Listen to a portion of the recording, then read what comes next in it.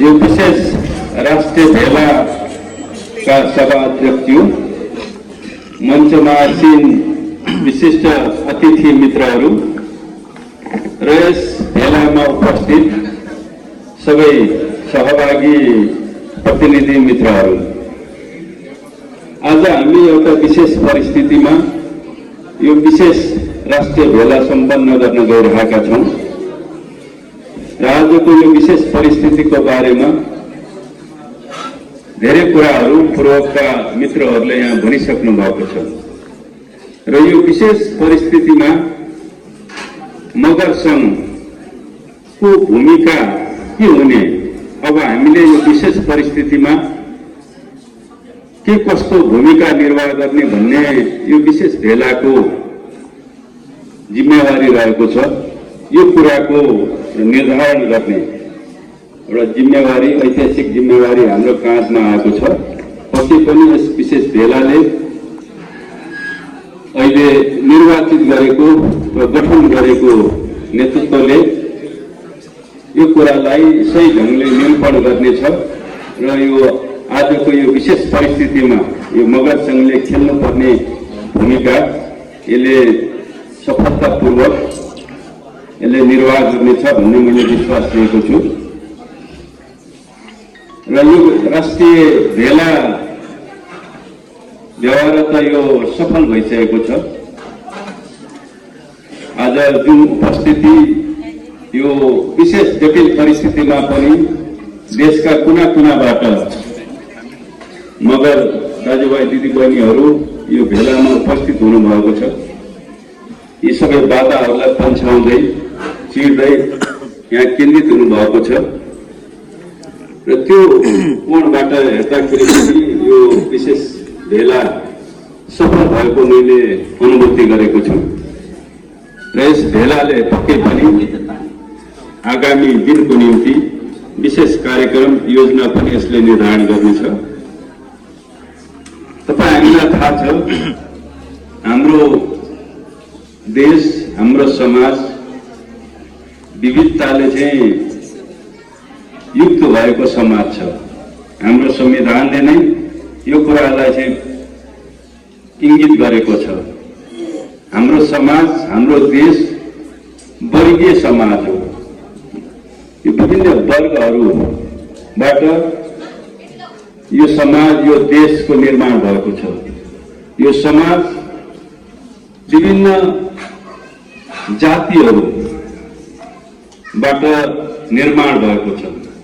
यहाँ एउटै जाति छैन, यहाँ विभिन्न जातिहरू छन्।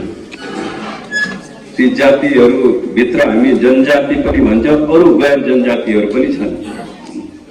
र यो समाज जनजाति अथवा जातीय समाज मात्रै होइन, यो लिङ्गीय समाज पनि हो। यहाँ एउटै लिङ्गको समाज छैन, यहाँ बहुलिङ्गीय। एकातिर महिला लिङ्ग छ भने अर्को पुरुष लिङ्ग, अन्त अर्को तेस्रो लिङ्ग पनि छन् यहाँ। यो बहुलिङ्गीय पनि छ, यो एक लिङ्गीय समाज होइन। त्यस्तै हाम्रो समाज बहुभाषी, बहुसांस्कृतिक, बहुधार्मिक छ। यहाँ एउटै धर्म छैन। यहाँका जनताहरूले एउटै धर्म मान्दैनन्। यहाँ धेरै धर्महरू मान्ने छन्। हिन्दू धर्म मान्नेहरू पनि छन्, त्यसमा आस्था राख्ने भने अरू बुद्ध धर्म मान्नेहरू पनि छन्, इसाई इस्लाम धर्म मान्नेहरू पनि छन्। यो विविध धर्मले युक्त भएको देश हो। त्यस्तै यहाँ विभिन्न क्षेत्रमा पनि हाम्रो समाज, हाम्रो यो देश विभिन्न क्षेत्रले पनि निर्माण भएको छ। हामी पूर्व, पश्चिम, मध्य विभिन्न क्षेत्रले निर्माण भएको देश हो। त्यसकारणले यो यस्तो किसिमको संरचना, यस्तो किसिमको बनावट हाम्रो देशको, हाम्रो समाजको र यहीबाट समस्याहरू पनि उत्पन्न भएका छन्। त्यसकारण यहाँ हाम्रा समस्याहरू के छन्? यहाँ वर्गीय समस्याहरू छन्, यहाँ वर्गीय अन्तर्विरोधहरू छन्, यहाँ वर्गीय उत्पीडन छ। यहाँ दुईटा वर्ग छन् मुख्यतः, एउटा श्रमजीवी वर्ग छ, एउटा परजीवी वर्ग छ।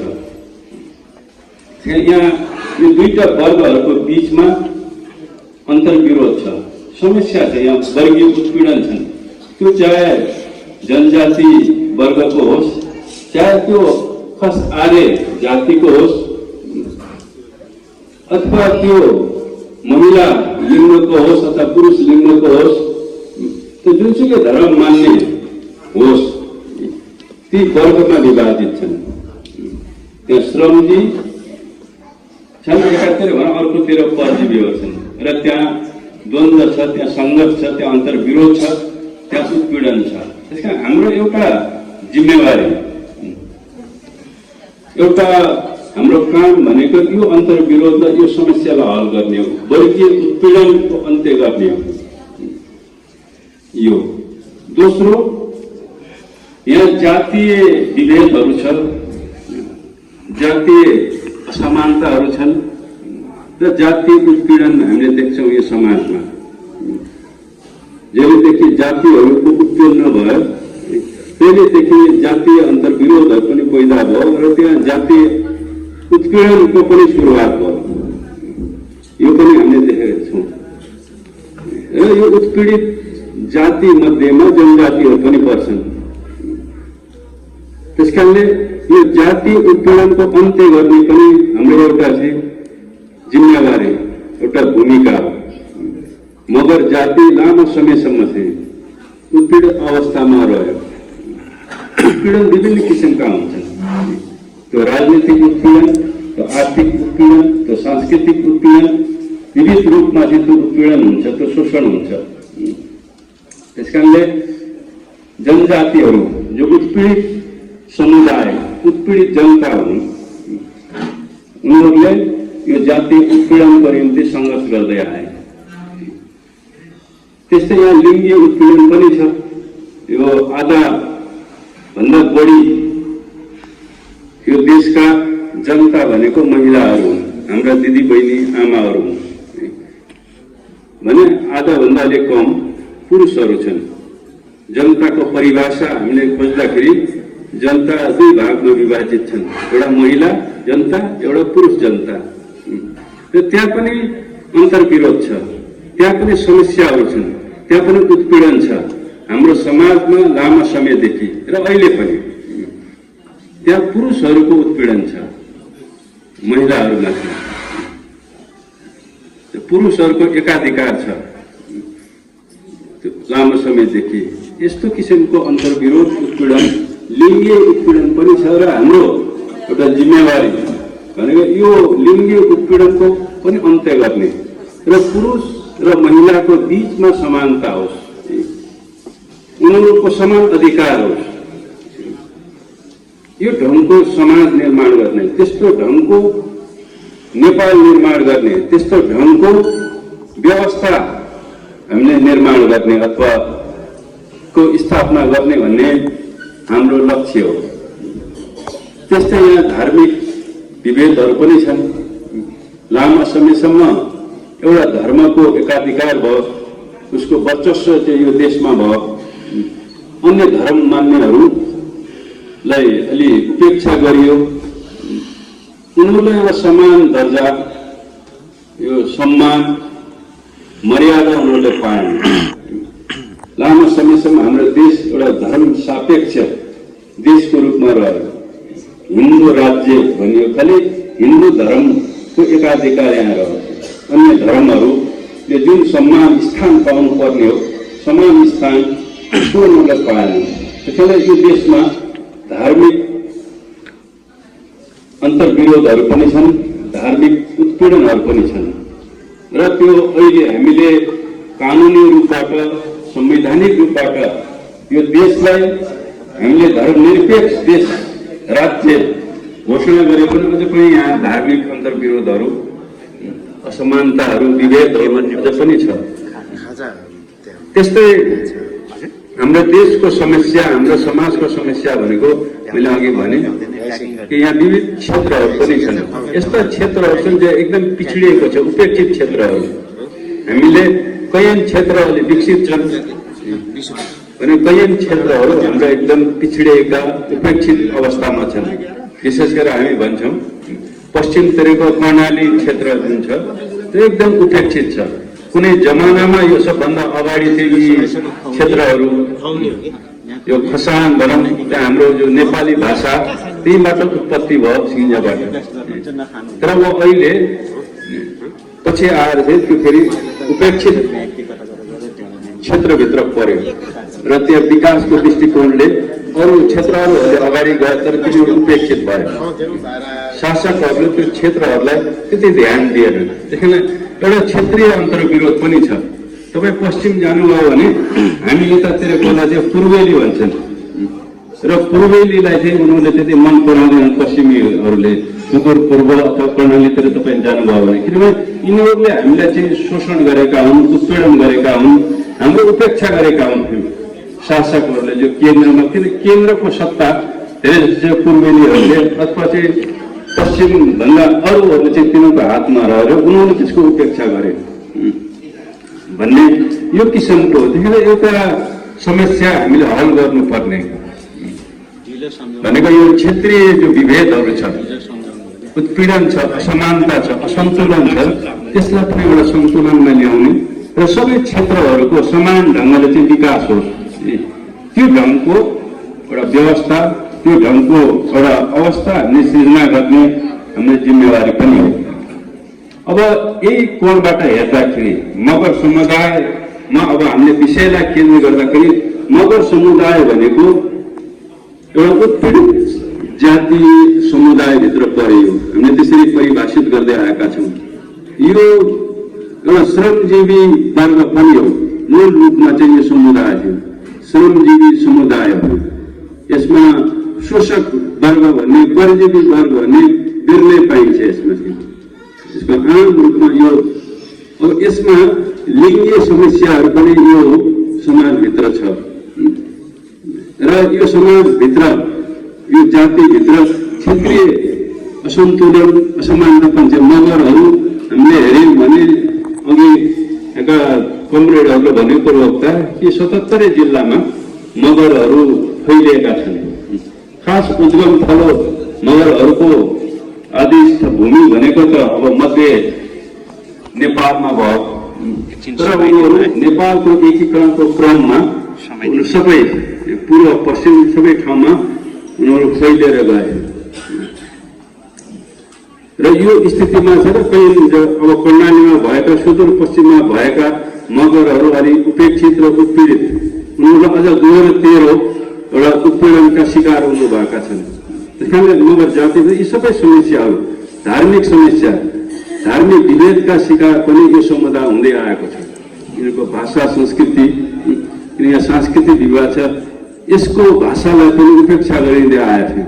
यसले जुन स्थान यो भाषाको संस्कृतिको राज्यले शासक वर्गले जुन यसको संरक्षण गर्नु पर्थ्यो यसको संरक्षण गरेन, बरु यसलाई चाहिँ मेटाउनेतिर नै गयो, यसलाई चाहिँ उपेक्षा गर्नेतिर नै गयो। त्यसैले यहाँ हाम्रा सांस्कृतिक समस्याहरू पनि छन्।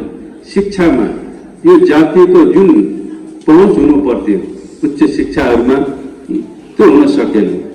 त्यसकारणले सांस्कृतिक हिसाब किताबले पनि यिनीहरूको उत्थान यसरी हुनु पर्थ्यो, हुन सकेन। र त्यसको पछाडिको मुख्य कारण चाहिँ राजनीतिक कारणहरू छन्। त्यसकारणले यी समस्याहरू जो मैले अघि भने, यी समस्याहरूको समाधान कसरी गर्ने भन्ने सन्दर्भमा आउँदाखेरि पहिला कुराहरू यो समस्याहरूका समाधान वर्गीय, लिङ्गीय, जातीय, क्षेत्रीय अथवा सांस्कृतिक, धार्मिक, भाषिक यसलाई हामीले जुन रूपमा व्यक्त गरे भने चाहिँ यसको चाहिँ मूल समाधान भनेको त्यहाँ यी जातिहरूको, यी वर्गहरूको, लिङ्गहरूको राजनीतिक अधिकारलाई चाहिँ पहिला स्थापित गर्न सक्नुपर्छ। हामीले चाहिँ राजनीतिक अधिकार, राजनीतिक सत्तामा, राज्यका निकायहरूमा जहाँ निर्णय हुन्छ, जहाँ निर्णयको कार्यान्वयन हुन्छ, त्यो निकायमा, त्यो स्थानमा नपुगिकन अथवा त्यो अधिकार नपाइकन ती जातीय वर्गहरू वा ती समस्याहरूको समाधान हुन सक्दैन। त्यहाँ हामी ती उत्पीडनहरूका अरू रूपहरूको हामीले चाहिँ अन्त्य। त्यसैले पहिलो कुरा त राजनैतिक उत्पीडन अथवा राजनीतिक विभेद को अन्त्य हुनु पर्यो। त्यो राजनीतिक अधिकार ती वर्ग जाति लिङ्गहरूले प्राप्त गर्न सक्नु पर्यो। किन हामीले योभन्दा अगाडि 62-63 सालभन्दा अगाडि जातिहरूको वर्गहरूको मुक्ति कसरी हुन्छ त भन्ने सन्दर्भमा हामीले भने कि जनवादी क्रान्ति गरेर लोकतान्त्रिक क्रान्ति गरेर यसलाई विभिन्न नाममा हामीले भन्ने गर्थ्यौं र त्यो क्रान्ति गरेर मात्रै हामीले जातिहरूलाई चाहिँ मुक्त गर्न सकिन्छ अथवा उनीहरूको मुक्तिको अभियानलाई अगाडि बढाउन सकिन्छ। त्यसकारणले उत्पीडित वर्ग र जातिहरूले शासन गर्ने अधिकार पाउनुपर्छ। राजनीतिक अधिकार भनेको शासन गर्ने अधिकार हो। त्यसकारणले त्यो अधिकार पाउनुपर्छ। राजनीतिक अधिकार राजनीतिक सत्तामा ती वर्ग लिङ्गहरूको पनि पहुँच हुनुपर्छ। हामी भन्छौँ गाउँघरमा हाम्रो त कोही मान्छे छैन सत्तामा, जो सत्तामा हुन्छ उसैको काम हुन्छ, जो सत्तामा हुँदैन उसको काम हुँदैन। त्यसकारणले पहुँच हुनेवालाहरूको मात्रै काम हुन्छ भनेर जो भनिन्छ त्यसको अर्थ के हो त भन्दाखेरि जसको हातमा राजनीतिक अधिकार हुन्छ, शासन गर्ने अधिकार हुन्छ, त्यो जाति त्यो वर्गको मात्रै विकास हुन्छ। जसको चाहिँ त्यो अधिकार हुँदैन त्यो राजनीतिक अधिकारबाट राजनीतिक सत्ताबाट त्यो वञ्चित हुन्छ, त्यसको विकास हुँदैन। त्यो चाहिँ पिछडिन्छ, पछि पर्छ, त्यो गरिब हुन्छ। त्यसकारणले पहिलो यी सबै समस्याहरूको पहिलो समाधान, मुख्य समाधान भनेको राजनीतिक अधिकार हामीले प्राप्त गर्नुपर्छ। जातिहरूले यदि हामी यो जाति मुक्ति जातिहरूले मुक्ति चाहने हो, परिवर्तन चाहने हो आफ्नो जीवनमा आफ्नो अवस्थामा भने पहिलो कुरा उनीहरूले राजनीतिक अधिकार पाउनुपर्छ। राजनीतिक सत्तामा उनीहरूको पहुँच हुनुपर्छ, उनीहरूको प्रतिनिधित्व हुनुपर्छ। त्यो सदनमा, त्यो चाहिँ सरकारमा, राज्यका विभिन्न निकायहरूमा जहाँ निर्णय हुन्छ त्यहाँ उनको पहुँच र प्रतिनिधित्व हुनुपर्छ। त्यसरी मात्रै हामीले हाम्रो समस्या हल गर्न सकिन्छ। अरूले चाहिँ अब राजनीतिक सत्तामा अरू वर्ग, अरू जाति हुने, अरू लिङ्ग हुने अनि हामीले चाहिँ त्यहाँबाट अनि समस्या हाम्रो समाधान हुन्छ भनेर ठान्नु चाहिँ त्यो मूर्खता हो, त्यो हाम्रो अज्ञानता हो। त्यसकारण हाम्रो पहुँच त्यहाँ आउनुपर्छ। त्यो उत्पीडित वर्ग समुदायहरूको त्यहाँ उनको प्रतिनिधित्व हुनुपर्छ। त्यसकारणले यो कुरामा हामी स्पष्ट हुनुपर्छ। र हामीले जनवादी क्रान्ति 62-63 सालसम्म आउँदाखेरि हामीले त्यसलाई सम्पन्न गरेर आधारभूत रूपमा हामीले सम्पन्न गर्यौं। हामीले नेपालबाट राजतन्त्रको अन्त्य गर्यौं र राज्य सत्ता, राज्यका विभिन्न निकायहरूमा जनताका प्रतिनिधिहरूको चाहिँ प्रतिनिधित्व गर्यौं र हामीले यस्तो संविधान बनायौं जहाँ उत्पीडित वर्ग, जाति, समुदायहरूको चाहिँ पहुँच होस्, प्रतिनिधित्व होस्। त्यो ढङ्गको संविधान हामीले चाहिँ 72मा बनायौं।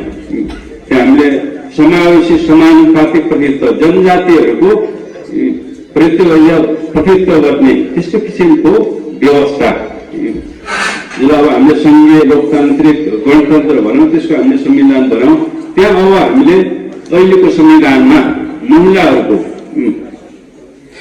राज्य सत्तामा उनीहरूको 33% चाहिँ प्रतिनिधित्व हुनुपर्छ भने चाहिँ उनको जनसङ्ख्याको 33% हामीले भने त्यो पूर्ण छैन। तर जे हामीले के राजनीतिक अधिकार, राजनीतिक सत्तामा पुरै 100% नभए पनि अहिले 33% चाहिँ महिलाहरूको राज्य सत्तामा, सदनमा उनीहरूको प्रतिनिधित्व छ। हामीले वडादेखि लिएर चाहिँ माथिसम्म गरेका छौँ। त्यो उत्पीडित जातिको होस्, लिङ्गको होस् अथवा विभिन्न होस्, महिलाहरूका पनि त्यसरी हामीले प्रतिनिधित्व गराएका छौँ। जस एक ढङ्गले हामीले राज्य सत्तामा उत्पीडित समुदायहरूको हाम्रो पहुँच अहिले भएको छ, पुरै नभए पनि त्यो भएको छ। हामीले अब राजनीतिक अधिकारको निम्ति हाम्रो आन्दोलनलाई, सङ्घर्षलाई अझ जारी राख्नुपर्छ। त्यो अझ कम्प्लिट भएको छैन। त्यसैले यो कुरालाई हामीले स्पष्ट गर्न जरुरी छ। दोस्रो, हाम्रो अधिकारका कुराहरू गर्दाखेरि हामीले राजनीतिक अधिकार त प्राप्त गर्यौं, तर हाम्रो आर्थिक अधिकार अझ हामीले प्राप्त गर्न सकेका छैनौं। यहाँ अझ असमानता छ। यहाँ आर्थिक कोणबाट हेर्दाखेरि यो मुख्यतः चाहिँ यो वर्गीय समस्या हो। आर्थिक समस्या भनेको यो वर्गीय समस्या हो। एकातिर हामी के देख्छौँ भन्दाखेरि मुठ्ठीभर यो समाजका के मुठ्ठीभर व्यक्ति अथवा समूह चाहिँ समृद्ध छ र बहुसंख्यक जनताहरू चाहिँ दरिद्र छन्, गरिब छन्, पिछडिएका छन्। यो अवस्था छ अहिले तपाईले हेर्नुभयो भने। र त्यसमा मुख्यतः दरिद्र, गरिब, पिछडिएको चाहिँ समुदायमा को पर्छ त भन्दा जनजातिहरू छन्, दलितहरू छन्, महिलाहरू छन्। उनीहरूको आर्थिक अवस्था, उनको भौतिक अवस्था चाहिँ एकदम दयनीय छ, दरिद्र छ, उनीहरू समृद्ध छैनन्। त्यही हाम्रो बहुसंख्यक जनताहरू दुखी छन्, उनीहरू चाहिँ खुसी छैनन्, उनीहरू सुखी छैनन्। यो अहिलेको स्थिति त्यस्तो छ। त्यसैले आर्थिक अधिकार, उत्पादनका साधनहरूमाथि, सम्पत्तिहरूमाथि चाहिँ यहाँ बहुसंख्यक जनताहरूको पहुँच छैन, अथवा भए पनि थोरै छ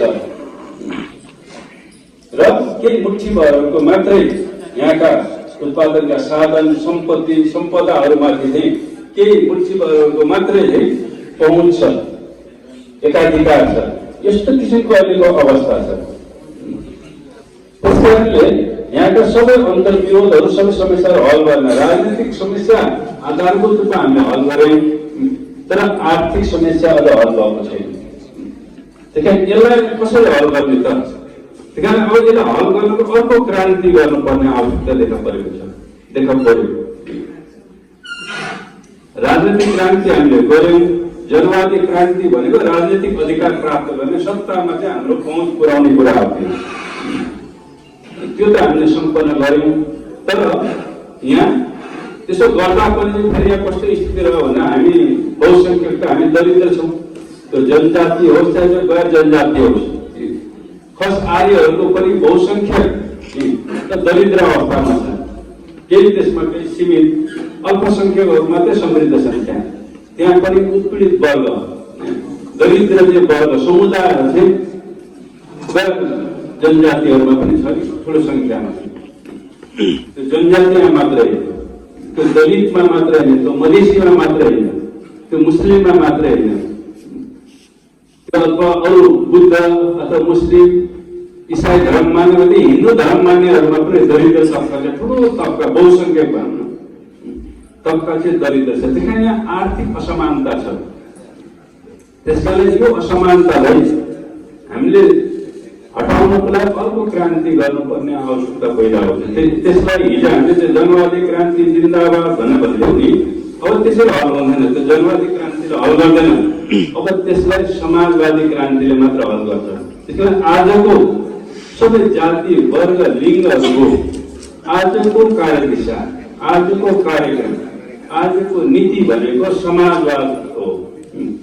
समाजवादले मात्रै यी जो जातिहरूको समस्या पनि जो थापी छ, बाँकी छ, त्यसको हल हुन्छ। अरू महिलाहरूको, अरू दलितहरूको, त्यो अरू धार्मिक अल्पसंख्यकहरूको अथवा पिछडिएका क्षेत्र भनेर कर्णाली, सुदूरपश्चिमका हामी मान्छे, ती सबैको समस्याहरू अब जनवादी क्रान्तिले, जनवादी कार्यक्रमले होइन कि अब समाजवादी कार्यक्रमले, समाजवादी दिशातिर हामी अगाडि बढेर मात्रै हामीले हाम्रा समस्याहरू चाहिँ हल गर्न सकिन्छ। हामी चाहिँ अब समृद्ध हुनुको लागि के गर्नु पर्यो? यो देशको विकास हुनु पर्यो, यो देशको अधिकरण हुनु पर्यो।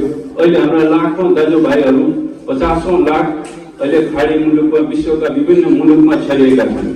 हिजो त अब हामीले मलाएर चाहिँ भारतका लाउरी भन्थ्यो, त्यो अहिले तक चाहिँ संसारभरिका लाउरी यो स्थिति पैदा भएको छ। किन्तु बेरोजगारी देशमा हामीले हाम्रा युवाहरूलाई हामीले रोजगारी दिन सकेनौँ, यहाँ उद्योग धन्दा हामीले खोल्न सकेनौँ। त्यसकारण उनीहरू विदेशीमा उनीहरू बाध्य छन् अहिले पनि। त्यसकारण अब यो देशलाई कसरी समृद्ध बनाउने, यहाँ समाजवादी क्रान्ति कसरी गर्ने, यो अहिलेको हाम्रो नयाँ कार्यभार, यो नयाँ ऐतिहासिक कार्यभारहरू चाहिँ त्यो भनेको अब अहिले जो नारा सरकारले हाम्रो पार्टीले जो निश्चित गरेको छ, समृद्ध नेपाल सुखी नेपाली, यस्तो किसिमको व्यवस्था चाहिँ निर्माण गर्ने, संघीय लोकतान्त्रिक गणतन्त्रलाई हामीले कता लानु पर्यो भन्दाखेरि समाजवादी गणतन्त्र लानु पर्यो, यसलाई त्यहाँ उठाउनु पर्यो।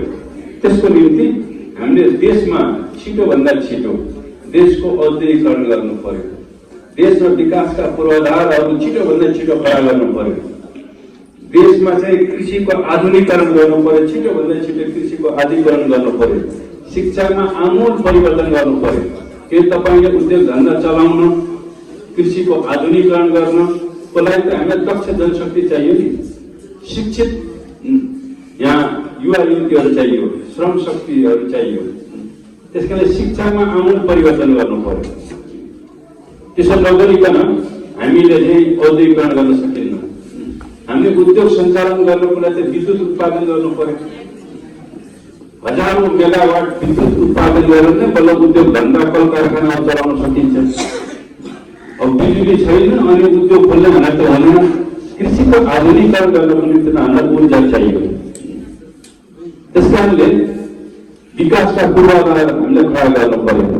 हामीले शिक्षा स्वास्थ्यको क्षेत्रमा एउटा चाहिँ रोगी मजदुरले अथवा चाहिँ श्रमिकले त यो उद्योग धन्दा चलाउन त सक्दैन। एउटा निरोगी नेपालको निर्माण गर्नु पर्यो। त्यसैले स्वास्थ्यको क्षेत्रमा पनि क्रान्ति गर्नु पर्यो। त्यो पनि विकासका पूर्वाधारहरू हुन्। शिक्षाको क्षेत्रमा चाहिँ आमूल परिवर्तन गर्नु पर्यो। हाम्रा चाहिँ युवा युवतीहरूलाई चाहिँ सुरुदेखि नै उनीहरूलाई चाहिँ प्राविधिक शिक्षाहरू दिनु पर्यो। उद्योग धन्दाहरू चलाउने, व्यवसाय सञ्चालन गर्ने, आधुनिक कृषि गर्न सक्ने त्यो शिक्षा दिन सक्नु पर्यो। त्यस्तो चाहिँ म्यान पावरहरूलाई तयार पार्नु पर्यो। त्यही यो भनेको समाजवादी कार्यक्रमद्वारा, समाजवाद उन्मुख कार्यक्रम, त्यो कार्यदिशाद्वारा नै अहिलेका चाहिँ जो खाडल छ धनी र गरिबको बीचमा, समृद्धि र दरिद्रताको बीचमा, सुख र चाहिँ दुःखको बीचमा जो खाडल छ त्यसलाई कसरी मेटाउने भन्दाखेरि त्यो समाजवादद्वारा। त्यसैले आजको नारा भनेको समाजवाद हो, जनवाद होइन। जनवाद भनेको अर्कै कार्यक्रम हो। त्यो मुख्यतः राजनीतिक अधिकार चाहिँ प्राप्त गर्ने चाहिँ नारा हो। त्यसकारणले समाजवाद भनेको अब यो आर्थिक क्रान्तिको नारा हो र यो सही। त्यसकारणले मगर सङ्घको यहाँ आदिवासी जनजाति मगर सङ्घ भनेर यहाँ भनिया तर त्यो अगाडिको चाहिँ नभन्ने भन्ने भएको छ। त मगर सङ्घको अथवा उत्पीडित जातिहरूको अबको कार्यक्रम अब हामी अगाडि कसरी बढ्ने हो भन्दाखेरि हामीले हाम्रो राजनीतिक अधिकार जो हामीले प्राप्त गरेका छौँ त्यसको रक्षा गर्ने, जहाँ निर्णय गर्ने ठाउँमा हाम्रो पनि पहुँच पर्याप्त चाहिँ कायम गर्दै त्यसलाई अझ सुदृढ गर्दै हामीले देशको विकास गर्ने, समाजवादको दिशातिर चाहिँ समाजवादी कार्यक्रम चाहिँ लागू गर्ने दिशातिर हामी अगाडि बढ्नुपर्छ। र आजको समस्या त्यो, आजको समाधान चाहिँ हाम्रो जो जातीय यो उत्पीडनको समस्याहरूलाई त्यसलाई अब हल गर्ने हो। अब यहाँ यो बीचमा हामी यी दिशातिर अहिले नेकपाको नेतृत्वमा, नेकपाको सरकारको नेतृत्वमा हामी समाजवादको दिशातिर नै अगाडि बढिरहेका छौँ। हामीले यो 3 वर्षको अवधिमा हामीले 7% भन्दा बढी एउटा आर्थिक वृद्धि दर हासिल गर्दै हामी अगाडि बढिरहेका छौँ। द्रुत गतिले यो 7% भन्दा बढी यो आर्थिक वृद्धि दर भनेर संसारका थोरै मुलुकहरूले मात्रै हासिल गर्न सकेका छन्। धेरै युरोपेली मुलुकहरू अरूहरूको धेरै तल छ त्यो उनीहरूको आर्थिक वृद्धि दर। यो ढङ्गले हामी अगाडि बढ्दै थियौँ। तर यो बिचमा के समस्याहरू उत्पन्न भयो, यो हाम्रो समाजवादको चाहिँ दिशामा केही समस्याहरू अहिले उत्पन्न भएका छन्। एउटा कोभिडले उत्पन्न गर्यो, दोस्रो चाहिँ पार्टीभित्रका अवसरवादीहरूले उत्पन्न गरे, उनले पार्टीलाई विभाजित गरेर यो समाजवादको यात्रा, समाजवादी क्रान्तिमा एउटा अवसरवाद उत्पन्न भयो हाम्रो पार्टीभित्र। र अहिले पार्टी विभाजित भयो। एउटा राजनैतिक अस्थिरता फेरि सिर्जना गरियो र यो समाजवादको यात्रामा चाहिँ यो अहिले बाधा। एउटा चाहिँ कम्युनिस्ट आन्दोलनमा एउटा विभाजन फेरि पैदा गरियो, पैदा भएको छ। दोस्रो चाहिँ फेरि राजनीतिक अस्थिरता पैदा गरिएको छ। अहिले सदन विघटन भएको छ। प्रधानमन्त्रीलाई कारवाही गरेर अध्यक्ष गरेर चाहिँ यहाँ राजनीतिक एउटा अस्थिरता पैदा गर्ने चाहिँ यहाँ षड्यन्त्र रचियो। अहिले स्थिति अलिकति जटिल भएको छ हाम्रो समाजवादको यात्रामा, क्रान्तिमा चाहिँ। त्यसमा अब हामीले गर्ने, अब हामीले समाजवादको यात्रालाई अगाडि बढाउने, यो देशको विकासको निम्ति हामीले फेरि राजनीतिक स्थायित्व कायम गर्नुपर्ने ठुलो चुनौती, ठुलो कार्यभार हाम्रो अगाडि छ। हामीले राजनीतिक स्थायित्व फेरि कसरी कायम गर्ने त अब जनताको बिचमा गएर मात्रै कायम गर्न सकिन्छ। फेरि कम्युनिस्ट आन्दोलनलाई फेरि यो समाजवादी आन्दोलन कसरी एकीकृत गर्ने भन्दाखेरि अब हामीले अब जनताको बिचमा गएर मात्रै फेरि यो समाजवादी आन्दोलनलाई अथवा यो विभाजित आन्दोलनलाई एकीकृत गर्न सकिन्छ। त्यस कारणले हामीले अहिले पार्टीले लिएको कार्यदिशा नीति भनेको जनतामा जाने, जनतालाई आन्दोलित गर्ने, जनादेश लिने, जनतामा अब हामी जाने। जो फुटवादीहरू जसले त्यो पार्टीलाई चाहिँ फुटाएर तिनीहरूको भण्डाफोड गर्न जाने र एकताको नारा लिएर चाहिँ जनताको बिचमा जाने। फेरि एउटा नयाँ ध्रुवीकरण, एउटा नयाँ केन्द्रीकरण, नयाँ पुनर्गठनको प्रक्रियालाई जनताको बिचमा लगेर गर्ने। त्यस कारण यो आज तपाईँहरूको यो राष्ट्रिय भेला पनि यही दिशातिरको एउटा कदम हो। एउटा नयाँ पुनर्गठन, पुनर्एकीकरणको एउटा अभियानमा अहिले हामी छौँ। हामी अब 165वटै निर्वाचन क्षेत्रमा जनताको बिचमा हाम्रो समाजवादको एजेन्डा लिएर, विकासको एजेन्डा लिएर, स्थायित्वको एजेन्डा लिएर हामी जनताको बिचमा जान्छौँ र स्थायित्व अब जनताले मात्रै उनीहरूले कायम गर्न सक्छ। अब पार्टीहरूले हामीले मात्र चाहिँ त्यो कायम गर्न सक्दैनौँ।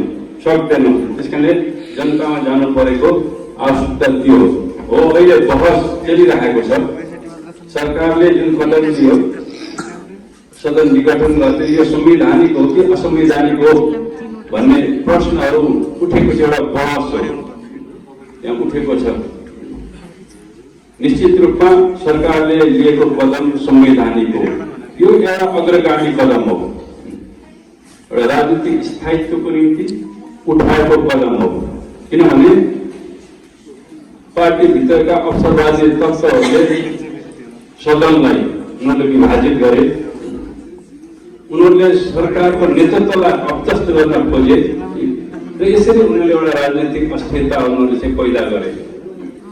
उनीहरूले संसदीय दललाई विभाजित गरे उनीहरूले।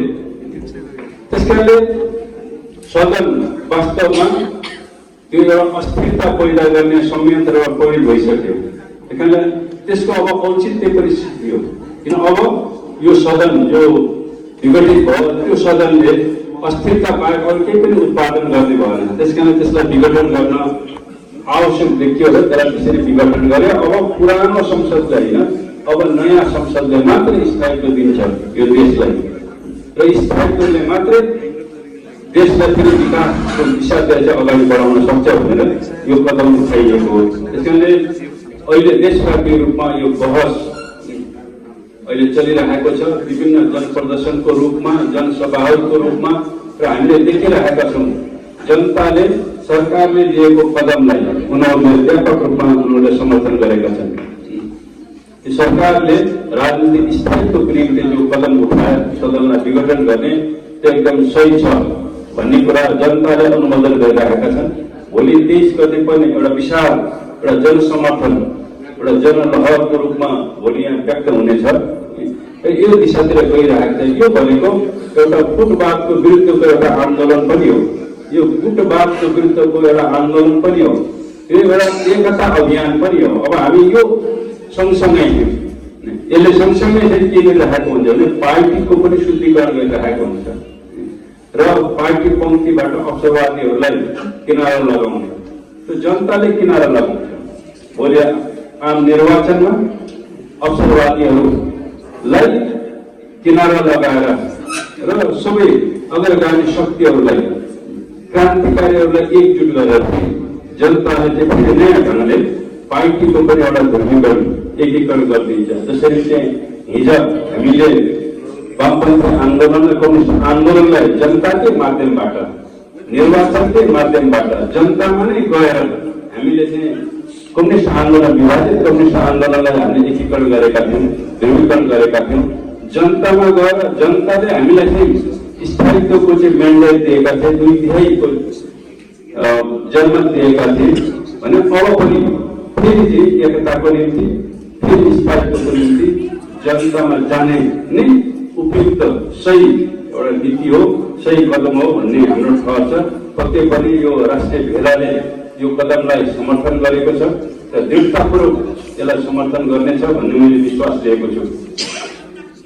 त कमरेडहरू, अब यहाँ मैले धेरै कुराहरू भन्ने विषयहरू अहिले बाँकी छैन।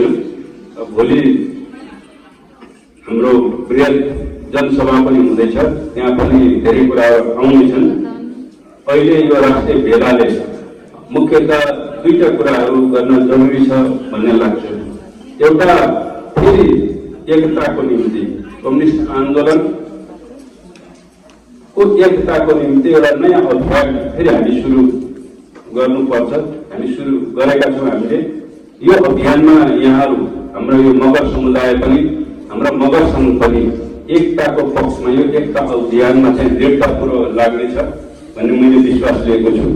हामीले एकताको सन्देश लिएर जाने अब जनताको बिचमा जो अहिले भ्रमित भएर अरू कित्तामा उभिएका छन्, हामीले उनीहरूलाई निरन्तर एकताको सन्देश दिने हो र उनीहरूलाई भ्रममुक्त गर्ने हो। अवसरवादीहरूको षड्यन्त्रहरूको भण्डाफोड गरेर उनीहरूलाई भ्रममुक्त गर्ने र उनीहरूलाई एकताबद्ध गर्ने र जनताको बिचमा गएर जनताले पनि उनीहरूलाई चाहिँ भ्रममुक्त गर्छन्। यो एउटा अहिले हामीले गर्नुपर्ने सरकारी कार्यभारभित्र त्यो छ। र दोस्रो कुरो स्थायित्वको निम्ति ताजा जनादेश दिनको निम्ति जनताको बिचमा जाने र 165वटै निर्वाचन क्षेत्रमा हाम्रो मगर जनसमुदाय पनि 165 निर्वाचन क्षेत्र अब हाम्रो आन्दोलनका मोर्चाहरू हुन्। त्यसकारण त्यहाँ अवसरवादीहरूलाई परास्त गर्ने, प्रतिगामीहरूको भण्डाफोड गर्ने र नेकपाका प्रतिनिधिहरूलाई विजयी बनाउने र त्यो मोर्चामा हामीले विजय प्राप्त गर्ने र यो आगामी निर्वाचनमा हाम्रो समुदायबाट पनि सदनमा जानको निम्ति हाम्रा समुदायहरूलाई पनि त्यो मैले अघि नै भने राज्य सत्तामा राज्यका निकायहरूमा उनीहरूको पनि प्रतिनिधित्व हुनुपर्छ।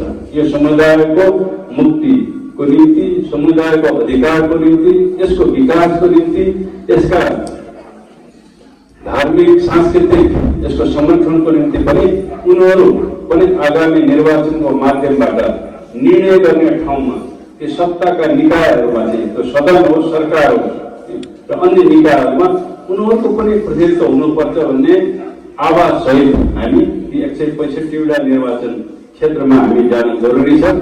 यसरी अहिलेको चाहिँ यी नै हाम्रा मुख्य कार्यभार हुन्।